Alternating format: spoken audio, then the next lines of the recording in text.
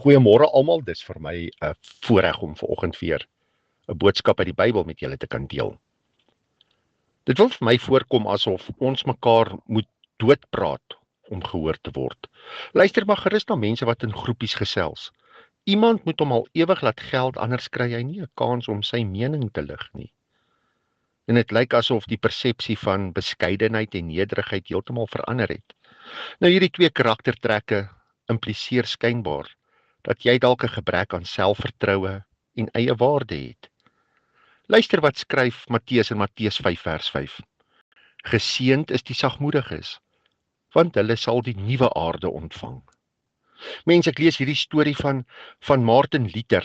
Ja, hy skryf hierdie pittige storie van twee bergbokke wat mekaar op 'n smal rotsluis raak geloop het.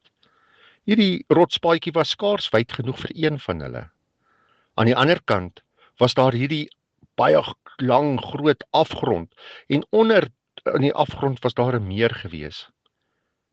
Die bokke kon nie omdraai of retireer nie, want die rotsluis was gans en al te smal gewees.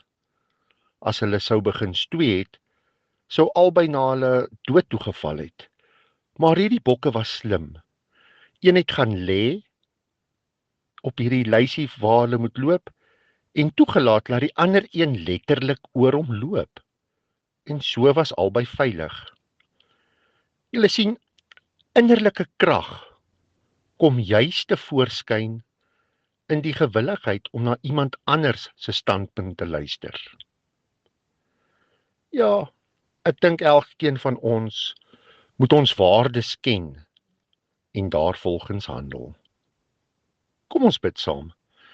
Here, U het elkeen van ons uniek en merkwaardig gemaak. Mag ons eie waarde nooit onderskat nie.